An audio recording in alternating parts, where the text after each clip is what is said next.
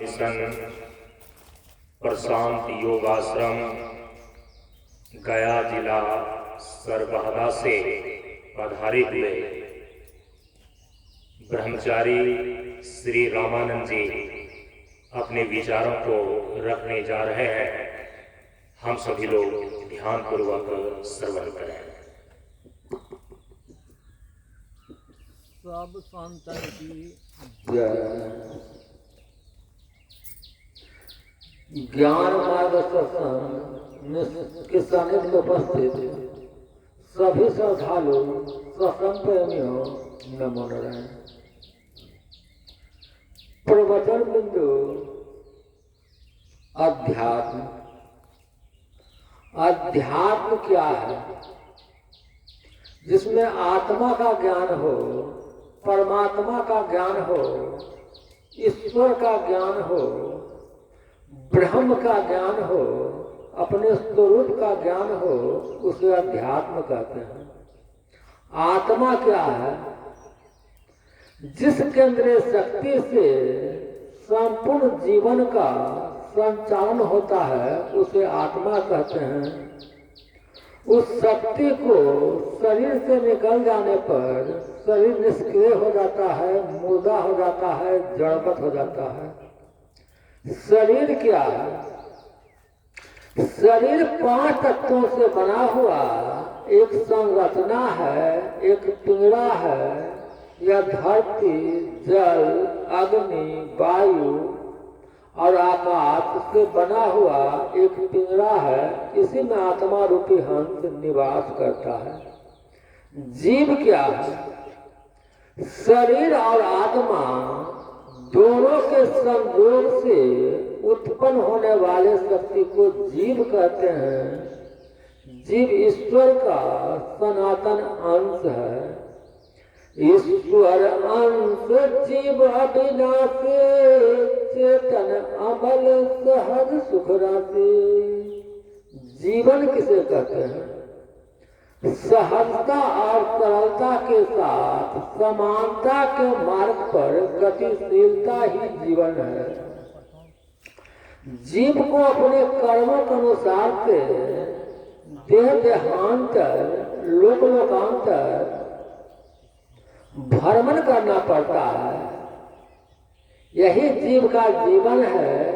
जीव जब अपने ब्रह्म भाव को प्रकट कर लेता है, अर्थात अपने स्वरूप का बोध कर लेता है, तो उसका जीवन मिट जाता है। वो ब्रह्म में मिल जाता है, ब्रह्ममय हो जाता है। आवागमन उसका कट जाता है। ईश्वर क्या है? जो सभी जीवों का मालिक है, सभी जीवों का नियामक है, उन्हें ईश्वर कहते हैं। योग क्या है? अपने पूर्ण स्वरूप, पूर्णता को प्राप्त करने के विज्ञान का नाम योग है। और अपने पूर्ण स्वरूप, पूर्णता की ओर आना, यही कर्म पूजा कहलाता है।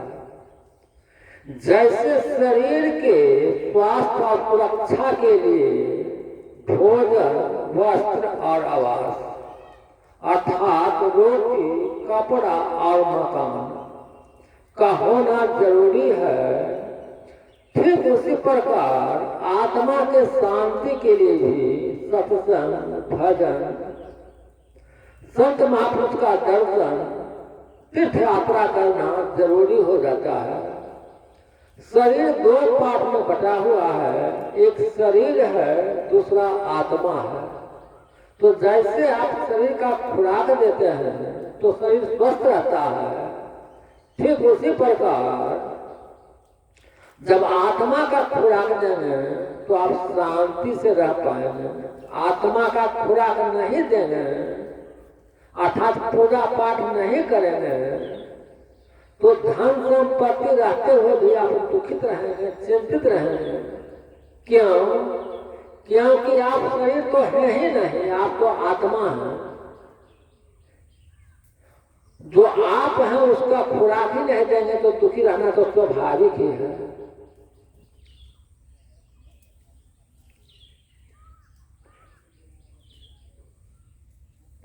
जीवन के हैं 3 खुशबू, ज्ञान, गुण और चरित्र।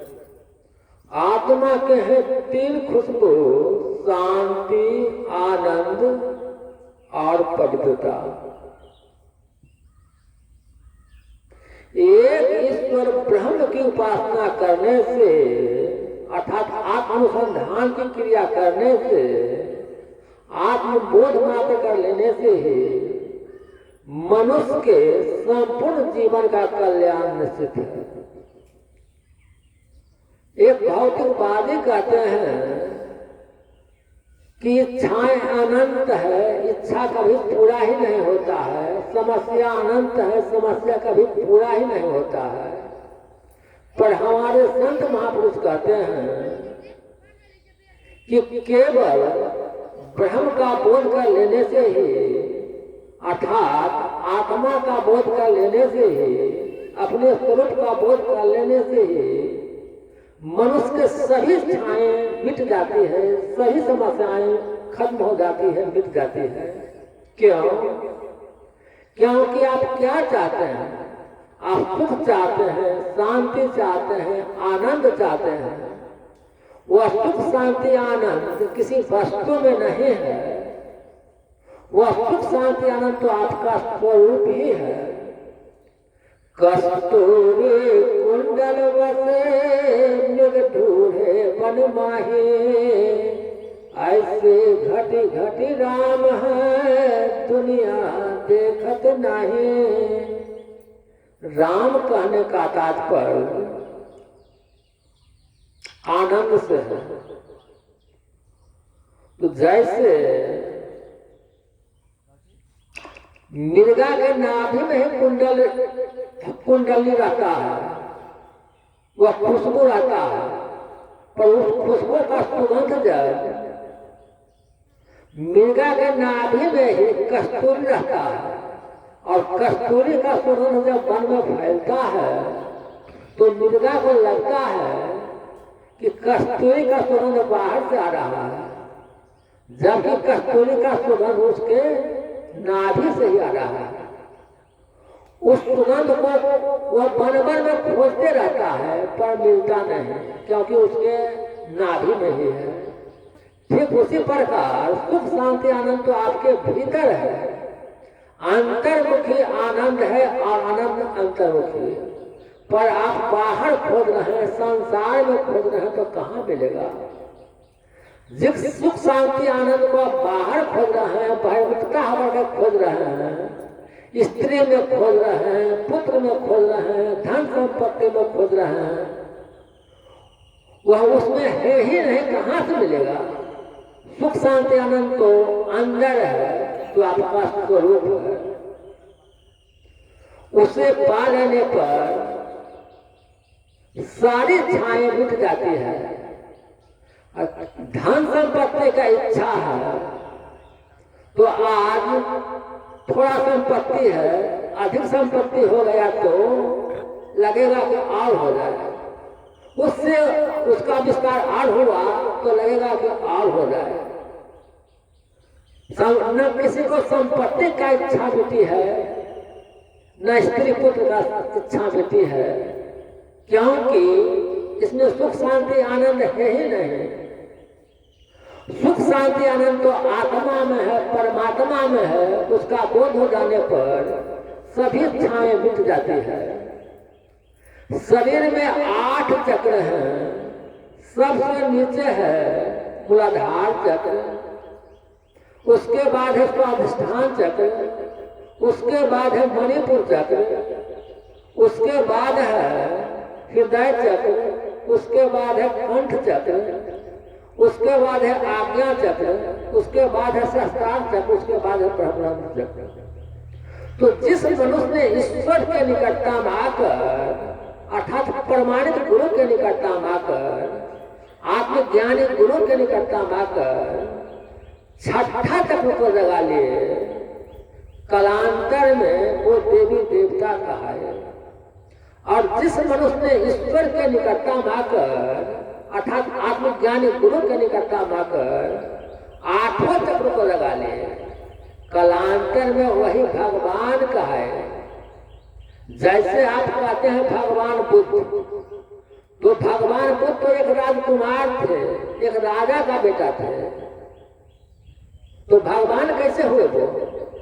कठिन साधना किए, 8 चक्र को जगा लिए, तो आज उनकी गणना भगवान में होता। भगवान बुद्ध कहते हैं, भगवान महावीर कहते हैं। वो भी तो एक राजकुमार ही थे, कठिन साधना करके 8 चक्र को जगा लिए, तो आज उन्हें भगवान कहते हैं। तो जो कोई व्यक्ति अपने ब्रह्म भाव को प्रकट कर लिया, आत्मा को बुलंद कर लिया, 8 चक्र को जगा लिया, वही भगवान हुए, और भगवान कोई दूसरा नहीं है। भगवान तो आपके भीतर आत्मा ही भगवान है, आत्मा ही ब्रह्म है। उस आत्मा को जो जान ले ब्रह्म ही हो गए। जानत तुम्हें हो जाए। जो परमात्मा को जान जाते हैं परमात्मा ही हो जाते हैं।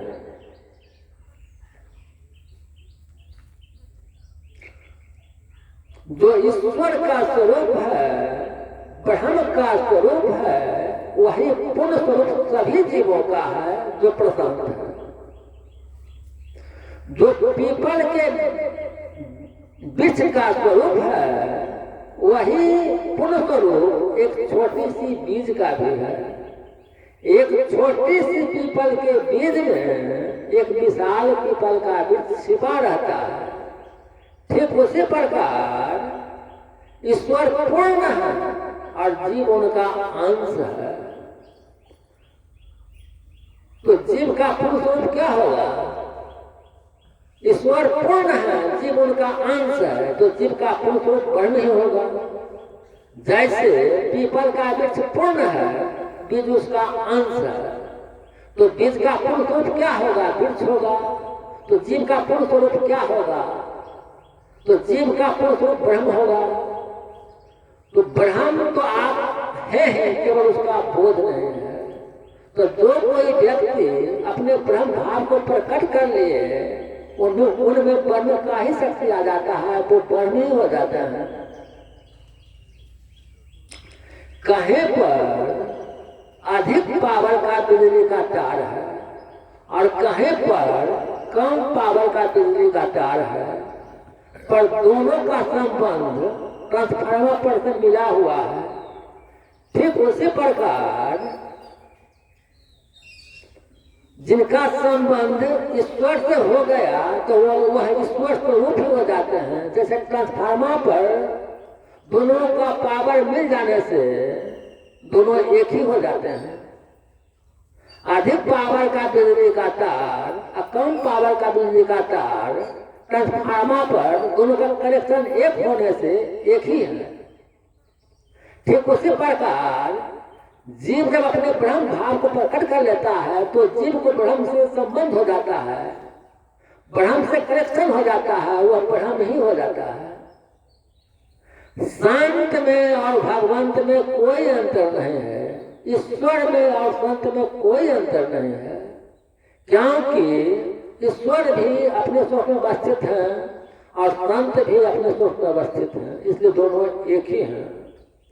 और जो कोई व्यक्ति अपने ब्रह्म भाव को प्रकट कर लिए, अपने स्वरूप में अवस्थित हो गए, केवल और केवल वही गुरु बनने के अधिकारी हैं।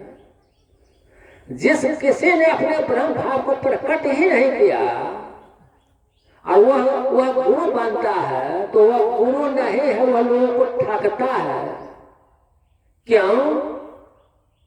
क्योंकि जिसे ब्रह्म का बोध ही नहीं है, वह दूसरे को ब्रह्म का बोध कैसे करा सकता है? इसलिए गुरु ब्रह्मदर्शी चाहिए। जो ईश्वर का स्वरूप है, ब्रह्म का स्वरूप है, वही पूर्ण स्वरूप सभी जीवों का है, जो प्रशांत है। अपने पूर्ण स्वरूप पूर्णता को प्राप्त करना, आत्मानुसंधान की क्रिया करना, आत्मबोध की क्रिया करना, यही ईश्वर की अथार्थ भक्ति है।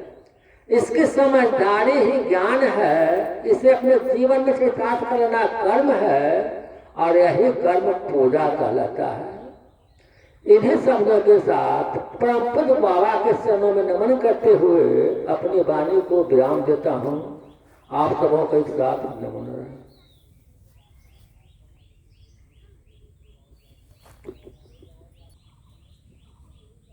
अब हम सभी लोगों के समक्ष पटना जिला गोवासा से पूरा आश्रम से आई हुई प्रशांत कन्या मिशन की संचालिका ब्रह्मचारिणी अपर्णा अर्पण दीदी जी अपने भाव और विचार को रखने जा रही है। हम सभी लोग ध्यानपूर्वक श्रवण करें।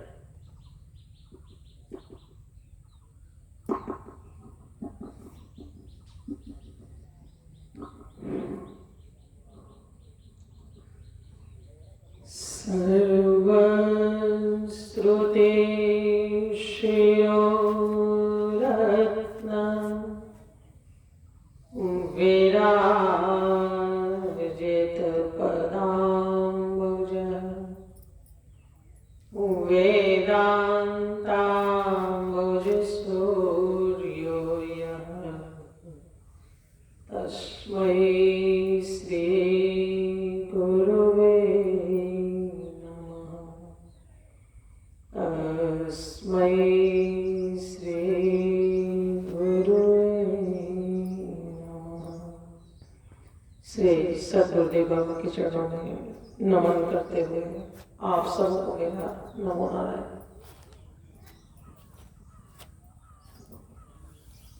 हम सभी लोग कटिहार जिला अंतर्गत भांगा ग्राम में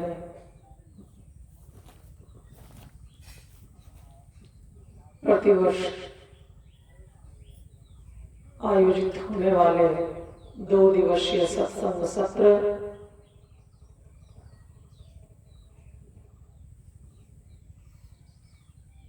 जो इस बार 2025 ईस्वी के 20 और 21 मार्च को आयोजित है। इसके प्रथम दिवस के प्रातःकालीन सत्संग सत्र में उपस्थित है। सत्संग हम सभी के जीवन के लिए बहुत ही महत्वपूर्ण उपलब्धि बताई गई है शास्त्रों में, संत महापुरुषों के द्वारा। लेकिन हम सभी अपने व्यवहारिक जगत में, व्यवहार के धरातल पर अथवा कहें अपने इस सांसारिक प्रवृत्ति में आबद्ध होकर के सत्संग के इस महत्व को हम विस्मृत कर देते हैं और गुरु और ईश्वर के प्रति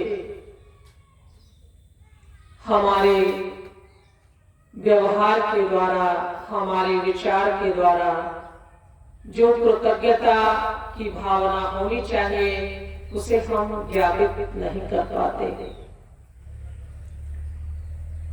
हमारे महापुरुषों ने अपनी इस चित्तवृत्ति को लेकर के अपने आप को बहुत ही कठोर शब्दों से,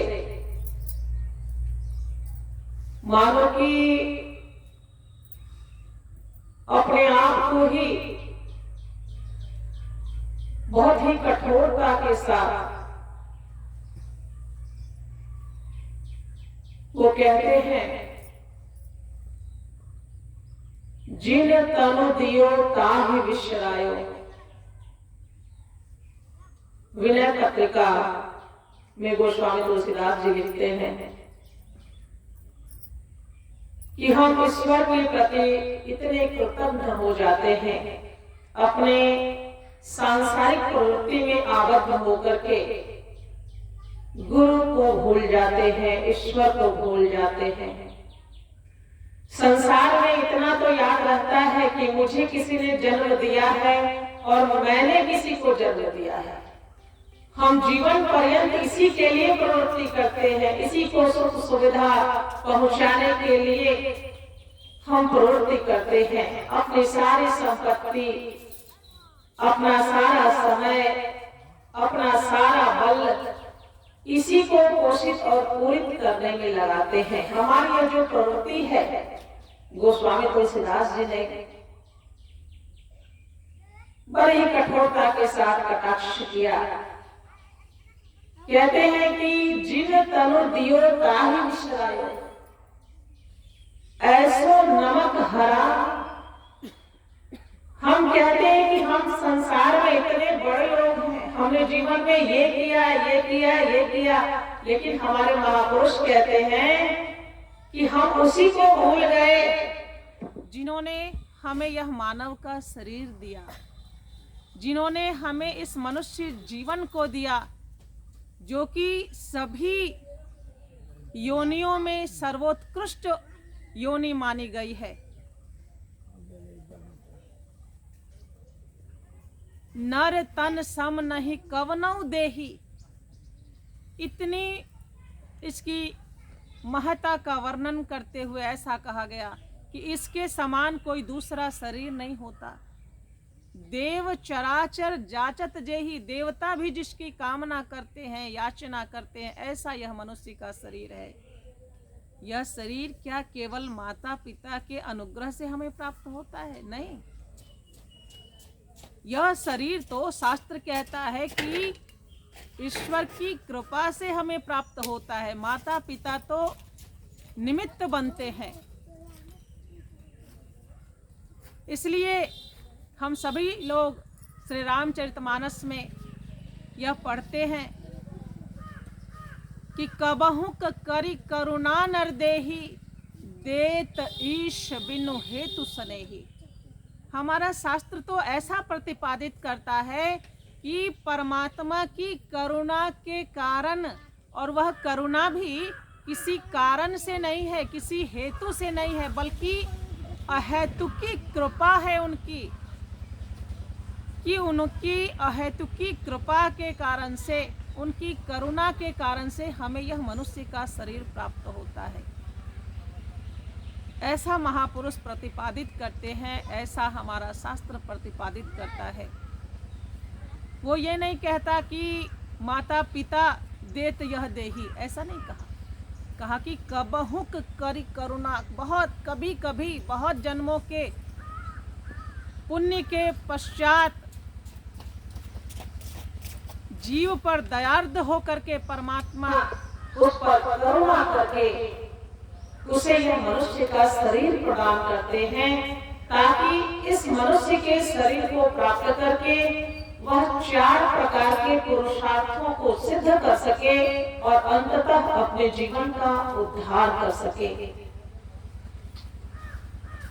यह परमात्मा की कृपा है कि हमें यह मनुष्य का शरीर मिला, लेकिन इस शरीर को प्राप्त करके हम उसी परमात्मा को भूल जाते हैं।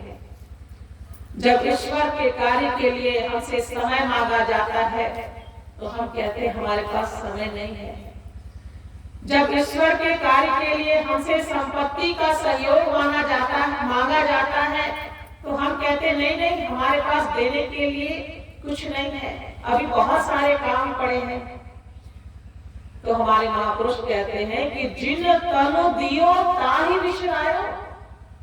अरे जिसने हमें यह मनुष्य का शरीर दिया, जिस शरीर को लेकर के हम संपत्ति उपार्जित कर सकते हैं, हम समय का सदुपयोग कर सकते हैं, ऐसा सामर्थ्य प्रदान करने वाले उस परमात्मा के प्रति भी हम कृतज्ञ हो जाते हैं।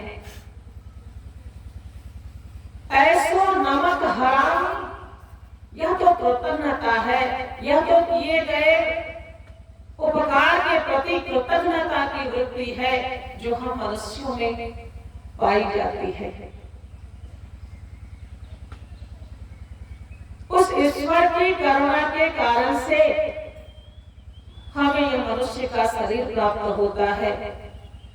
और इस शरीर को प्राप्त करके ही हम जीवन की पूर्णता को प्राप्त कर सकते हैं। और जीवन की पूर्णता को प्राप्त करने के लिए जिन साधनों का हम सदुपयोग कर सकते हैं, साधना की जिस प्रक्रिया को हम अपना सकते हैं, इसका विज्ञान तो केवल और केवल हमें संत महापुरुषों के सानिध्य में ही प्राप्त होता है। इसलिए हमारे शास्त्रों में संत महापुरुषों के द्वारा सत्संग की इतनी महत्ता का वर्णन किया गया है कि इस महत्व को जान करके, जहां हम इसके महत्व को जान पाते हैं और इसके महत्व को जान करके हम अपने इस मनुष्य शरीर का सदुपयोग कर पाते हैं, अन्यथा जाने बिना होई नहीं प्रीति। बिना जाने जिसको हम जानते नहीं, जिसकी प्रतीति नहीं होती, उससे प्रीति होना, उससे प्रेम होना यह संभव नहीं होता। इसलिए उस गुरु के प्रति, उस ईश्वर के प्रति हमारे हृदय में श्रद्धा का भाव हो, भक्ति का भाव हो, कृतज्ञता का भाव हो, क्योंकि उनकी करुणा के कारण से ही हमें यह जीवन प्राप्त होता है। और जीवन को प्राप्त करके इस जीवन विज्ञान के स्वरूप को हम प्राप्त कर पाते हैं, जिसका सदुपयोग करके हम अपने इस जीवन को कृतार्थ कर पाते हैं।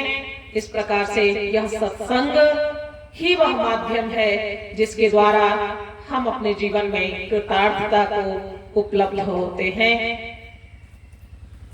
इसलिए ऐसे सत्संग को प्राप्त करके इसका लाभ अवश्य ही उठाना चाहिए।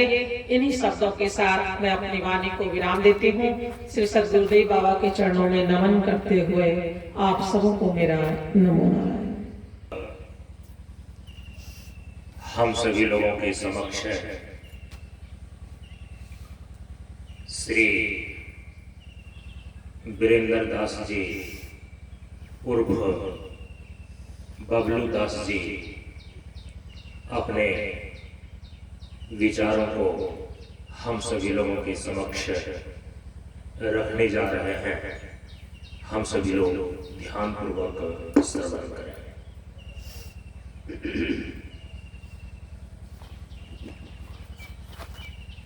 हरि ओम आनंदम सत्यम शिवम सुंदरम नमो नारायण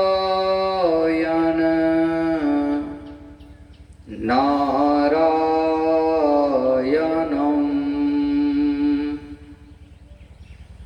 प्रशांत जीवन दर्शनम्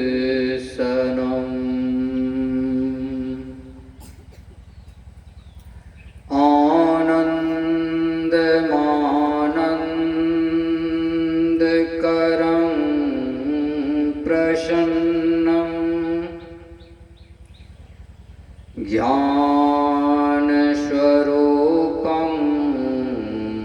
निजबोधरूपम्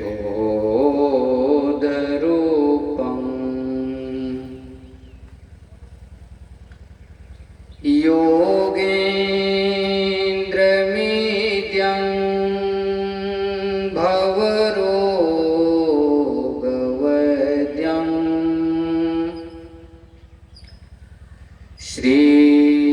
श्रीमद्गुरो नित्यमहं नमामि। यस्याङ्घ्रि पंकज पराग परप्रभावात् भूत्वा कृते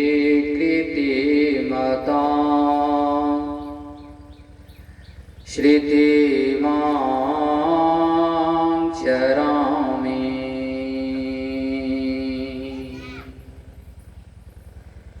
बंदा गुरुपद कंज कृपा सिंधु नर रूप हरि। महामोह तम पुंज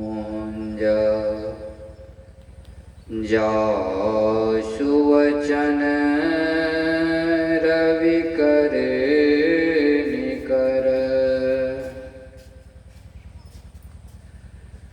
धन्य धन्य सद्गुरु सुखदा महिमा कही न जाय। जो कछु कहूँ तुम्हारी कृपा। मोते कछु न बसाय। श्री सद्गुरु महाराज की जय। श्री सद्गुरु महाराज की जय। परम पूज्य परमाराध्य संत सद्गुरु महाराज के पावन श्री चरणों में अमितवार प्रणाम। व्यासपीठ पर व्यवस्थित पूज्य वर के कर कमलों में सादर दंडवत उपस्थित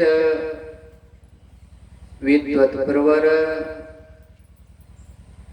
संत प्रेमी सत्संग प्रेमी सदात्माओं भक्तिमती माताओं तथा बहनों सबों के कर कमलों में सादर दंडवत।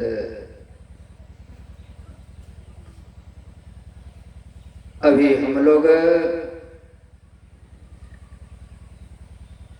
संत सद्गुरु महाराज के सानिध्य में पूज्य वर्ग के प्रतिनिधित्व में ज्ञान मार्ग सत्संग में उपस्थित हैं। इस सत्संग के द्वारा संत महापुरुष ऋषि मनीषी अनादि काल से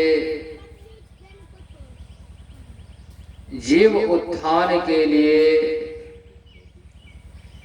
ज्ञान ध्यान योग युक्त ईश्वर भक्ति का प्रचार प्रसार अनवरत रूप से करते आ रहे हैं।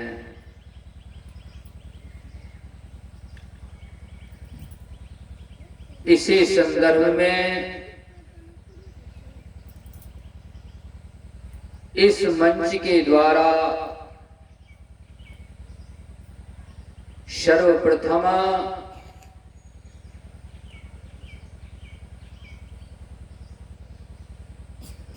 प्रार्थना से कार्यक्रम प्रारंभ किया गया। संकीर्तन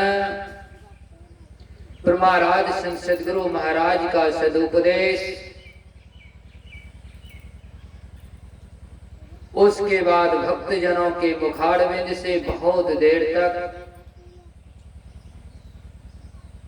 जाप श्रवण किया गया। भक्तों को जाप सुनाया गया और वह जाप था प्रशांत जीवन दर्शनम। हमारे गुरुदेव भगवान 42 दिन का जो कार्यक्रम हम भक्तों के जीवोत्थान के लिए अनवरत रूप से करते जा रहे थे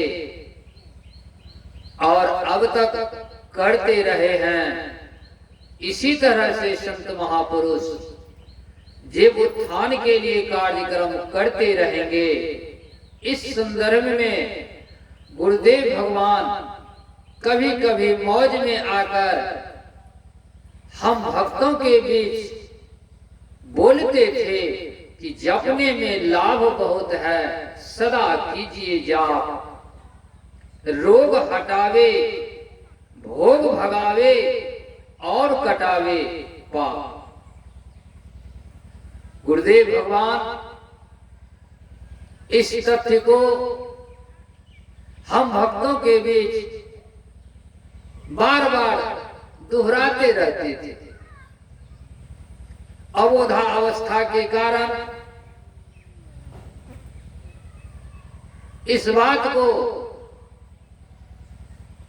उस समय समझ नहीं पा रहे थे कि जपने में लाभ बहुत है। क्या लाभ है? तो गुरुदेव कहते थे कि रोग हटावे, भोग भगावे।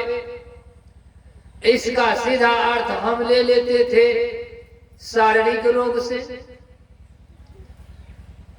लेकिन यह शरीर ऐसा है, किसी का भी शरीर निरोगी आज तक रहा ही नहीं, किसी का भी शरीर नहीं। चाहे चोर का शरीर हो, चंडाल का शरीर हो, दुराचारी का शरीर हो, संत महापुरुषों का शरीर हो, विद्वानों का शरीर हो, धनवानों का शरीर हो, गुणवानों का शरीर हो, अवगुण खानियों का शरीर हो, किसी का भी शरीर हो, आज तक किसी का शरीर जो है रोग रहित नहीं रहा। रोग से रहित रहने का उपाय जो है सब करते हैं, रात दिन करते रहते हैं। थोड़ा सा माथा दर्द करता है तो टेबलेट खाया जाता है, वैद्य जी के पास, डॉक्टर के पास दौड़ने में समय बीतता है, लेकिन फिर जो है उस माथा में दर्द शुरू होता है। तो हमारा कहने का तात्पर्य कि इस शरीर का पीछा जो है रोग कभी छोड़ता नहीं है। तो रोग हटावे, भोग भगावे और कटावे पाप। गुरुदेव भगवान जो कह रहे हैं कि यह प्रशांत नाम, प्रशांत जीवन दर्शनम, इस मंत्र का जो अनवरत रूप से जाप करेगा, अनवरत रूप से इस मंत्र को जो गले लगाएगा, अनवरत रूप से इस मंत्र के माध्यम से जो परमात्मा को पुकारेगा, तो उसके जीवन का जो है रोग समाप्त हो जाएगा। रोग हटावे, भोग भगावे। तो किसका रोग हटेगा और किसका भोग भगेगा? शरीर का रोग हटने वाला नहीं है, बिल्कुल साफ साफ सुन लीजिए। और आप लोग मानते हैं कि इससे शरीर का रोग भगेगा, तो साफ साफ सुन लीजिए, शरीर का रोग इससे नहीं भगेगा। लेकिन गुरुदेव भगवान जो कह रहे हैं कि रोग हटावे, भोग भगावे, इसमें निरोगी कौन होगा? किनको भोग से निर्मुक्त होगा? तो सज्जनों, तो जब हम और आप गुरुदेव भगवानों के द्वारा निर्देशित, गुरुदेव के द्वारा प्रदत्त मंत्र का जो जब हम और आप जाप करते हैं, तो यह जीव जो है निरोगी होता है, यह जीव निरोगी होता है। और यह जीव जो है भोग योनि से मुक्त होता है। हमारे गुरुदेव भगवान का कहने का जो तात्पर्य है, अब तक में जो हमें जो समझ में आ रहा है वही हम बता रहे हैं। और संत महापुरुषों के भी मुखारबिंद से जो श्रवण किए हैं उनके विचारों को भी जब हम मिलाते हैं रोग और भोग को, तो कौन सा रोग कौन सा भोग समाप्त होता है इस व्यवस्था से, तो हम यही समझ पाए हैं कि जीव जो है अनादि काल से जो रोगी बना हुआ है, अनादि काल से, और अनादि काल से रोगी बनने के कारण यह जीव जो है भोग दशा को प्राप्त किए हुए हैं, भोग रहे हैं। क्या भोग रहे हैं? तो दुख को भोग रहे हैं। रोग को प्राप्त करके हम और आप क्या भोगते हैं? दुख ही तो भोगते हैं। शरीर में जब रोग हो जाता है तो उस रोग के कारण हम क्या भोगते हैं? दुख भोगते हैं। ठीक उसी प्रकार यह जीव जो है रोग को प्राप्त कर करके, शरीर को प्राप्त कर करके हम और आप 10 साल 20 साल 25 साल 50 साल 100 साल तक ही दुख को भोगते हैं अगर यदि शरीर में रोग हो जाता है। लेकिन इस जीव को ऐसा रोग लगा हुआ है, ऐसा रोग लगा हुआ है कि यह अनादि काल से भोग रहा है, अनादि काल से दुख को भोग रहा है। और इस दुख को निपटाने के लिए, दुख के निवारण के लिए इनको जो है डॉक्टर मिल ही नहीं रहा है। शरीर में रोग होता है तो हम कटिहार जाते हैं, पूर्णिया जाते हैं, पटना चले जाते हैं, डॉक्टर को खोजते फिरते हैं, चाहे वह डॉक्टर कितना पैसा ले ले। बैंक का पैसा समाप्त हो जाता है तो जगह जमीन भी बेचने लगते हैं, लेकिन रोग को हटाने का प्रयास करते हैं। क्यों? क्योंकि वह रोग जो है हमें दुख दे रहा है। संत महापुरुष, ऋषि मनीषी शरीर के रोगों को नहीं देखते हैं। शरीर के रोगों को नहीं देखते हुए उनको जो रोगी दिखाई दिया, तो उनको जो रोगी दिखाई दिया वह सबसे बड़ा रोगी जो है यह जीव है। जिस रोग के कारण यह जीव जो है अनादि काल से दुख भोग रहा है। और वह दुख कौन सा भोग रहा है? तो संत महापुरुषों से पूछा गया कि महाराज कौन सा दुख भोग रहा है? आपका जीव जो रोगी है तो यह रोगी कौन सा दुख भोग रहा है? तो संत महापुरुषों ने कह दिया कि वह जीव जो है आवागमन का दुख भोग रहा है। रोज जो है यह जीव आता है फिर चला जाता है, 10 साल 20 साल 25 साल 50 साल रहता है, फिर यह जीव चला जाता है, फिर यह जीव लौट करके चला आता है, फिर दुख शुरू, आना जाना, और आने जाने के क्रम में फिर माता के गर्भ में रहना, माता को भी दुख देना, अपने भी उस माँ के गर्भ में 9 महीने तक रहकर दुख भोगना, और निकलने के क्रम में माता को भी दुख देना। तो संत महापुरुषों ने कहा कि यही जो है आवागमन का जो दुख है यह जीव जो है अनादि काल से भोग रहा है। तो महापुरुषों से पूछा गया कि महाराज इस दुख का निवारण कैसे होगा, यह दुख कैसे हटेगा? तो हमारे गुरुदेव भगवान से जब पूछा गया कि महाराज इस दुख का निवारण, तो हमारे गुरुदेव भगवान ने कह दिया साफ साफ कि इस दुख के निवारण के लिए क्या करना चाहिए? जपने में लाभ बहुत है, सदा कीजिए जाप। हमारे गुरुदेव भगवान ने कहा कि बेटा इसका जाप जो है तुम निरंतर करते रहो, निरंतर इस मंत्र का तुम जाप करते रहो। कभी जो है किसी भी पल में, किसी भी क्षण में जो है तुम्हारे मुंह से यह मंत्र जो है छूटे नहीं। यह मंत्र, गुरु मंत्र जो है वह औषधि है, वह दवाई है कि इस जीव के सारे दुखों को समाप्त कर देता है। भगवान राम ने हनुमान से पूछा कि हनुमान तुमने इतना बड़ा नदी जो इतना बड़ा समुद्र जो पार किया, कैसे पार किया? हनुमान ने भगवान श्री रामचंद्र जी से कहा प्रभु आपके ही नाम को मैंने अपने मुख में रख करके पार किया।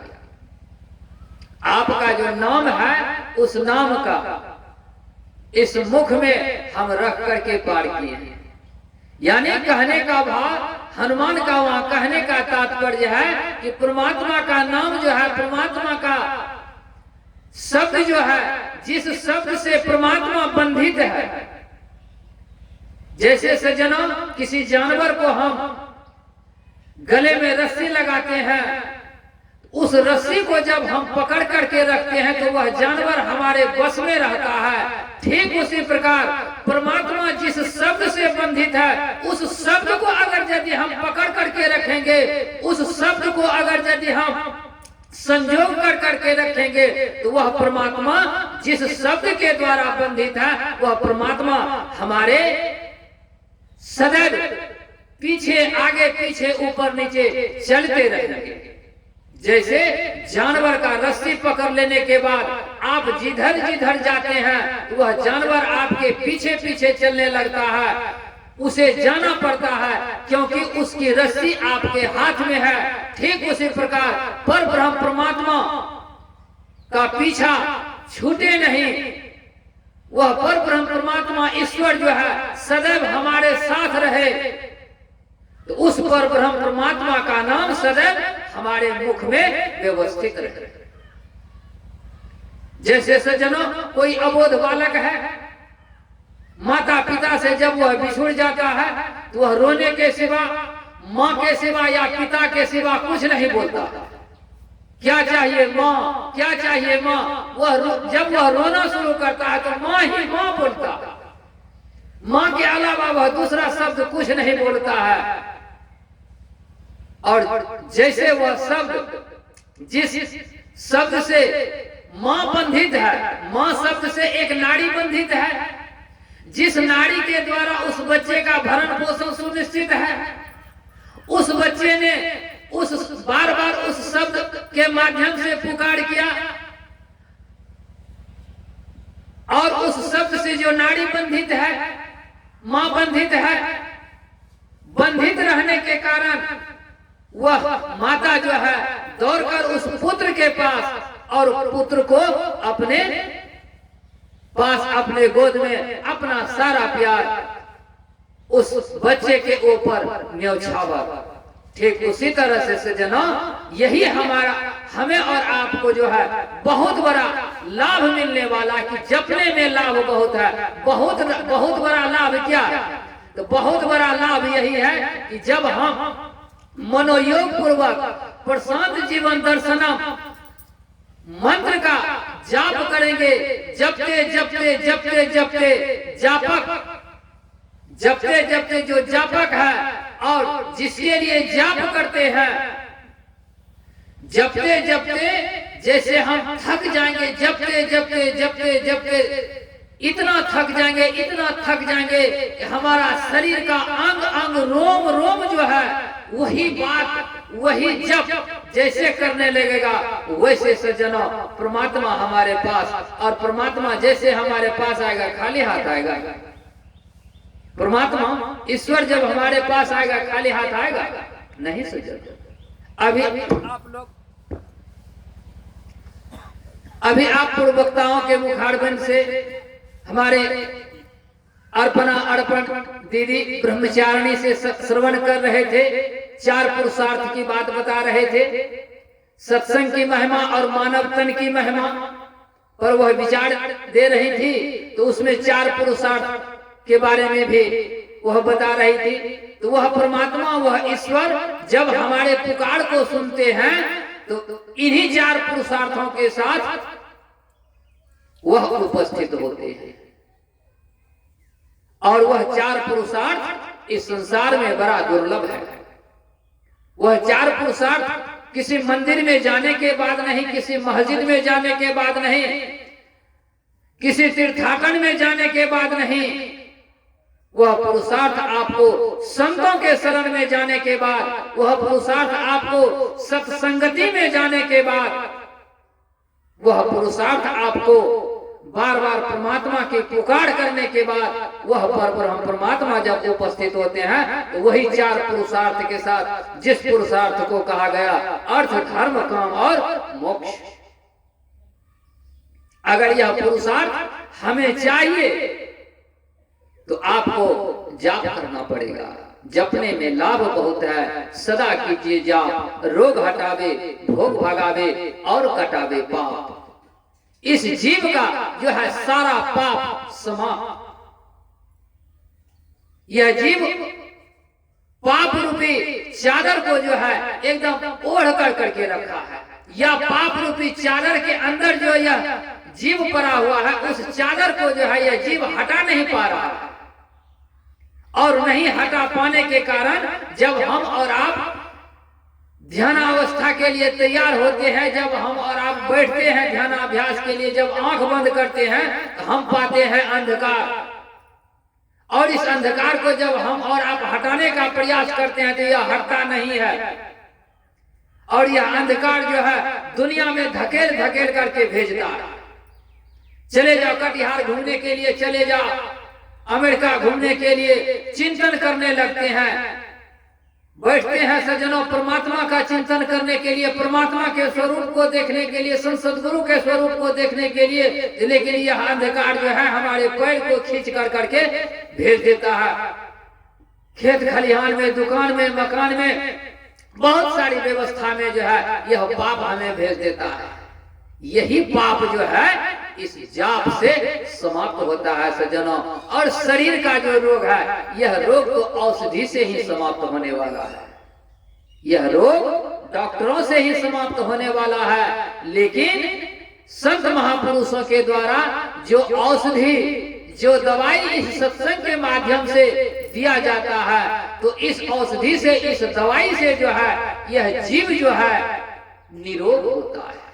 और यह जीव जब निरोग हो जाता है सज्जनों, तो सबसे बड़ा लाभ इस जीव को यही मिलता है कि यह मानव का शरीर इस जीव के लिए सुरक्षित हो जाता है। इस सत्संग में लाभ बहुत है। संत सम्राट कबीर साहब कहते हैं कि इस सत्संग में लाभ बहुत है। तो बहुत बड़ा लाभ क्या है? यह जीव जब निरोगी हो जाता है, कि निरोगी जीव के लिए यह काया मानव का शरीर जो है सबसे पहले सुरक्षित हो जाता है। इसी को हमारे महाराज संत सदगुरु महाराज अपने प्रवचन के क्रम में कह दिया करते थे कि पुनर्जन्म जो है जिंदा में ही होता है, जिंदा में ही पुनर्जन्म किया जाता है। तो यह पुनर्जन्म जो है, जिंदा में पुनर्जन्म कहने का भाग है, हम मानव है, तो मानव के माध्यम से हम मानव ही बने। पुनर्जन्म मानव की सार्थकता क्या? मानव अगर यदि है तो हम मानव के द्वारा हम मानव बन सकते हैं। तो मानव हम कैसे बनेंगे? तो इसके लिए हमें सबसे पहले निरोगी होना पड़ेगा। जब तक हम निरोगी नहीं होंगे तब तक ये हम मानव का शरीर हमें फिर दोबारा मिलने वाला नहीं है, छीन लिया जाता है सज्जनों। जैसे सज्जनों जड़ जोड़ू जोड़ का नहीं तो किसी और कहा जाता है, कहावत है, जड़ जोड़ू जोड़ का नहीं तो किसी और का। अगर यदि आपके पास ताकत है, आपके पास सामर्थ्य है, तो दूसरे का भी जमीन जो है हड़प करके जोत करके आप खा सकते हैं। अगर यदि आप में ताकत है, सामर्थ्य है, दूसरे के भी जोरू को जो है कि अपना जोरू बना करके अपने घर में रख सकते हैं। रखता है, बहुत रखता है।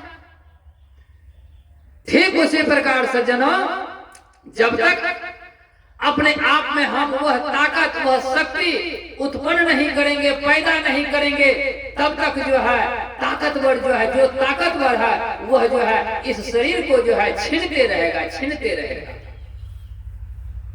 और वह ताकतवर क्या है? वही ताकतवर है काम क्रोध लोभ। वह ताकतवर क्या है? रूप रस गंध स्पर्श और सब। इसका सेवन करने के लिए अगर यदि हम नहीं जानते हैं तो हमारे जीवन को जो है, इस जीव को जो है, इस जीव का जो है यह व्यवस्था जो है इस चीज को छीन छीन कर करके इस जीव को जो है दुख के सागर में भेजते रहता है।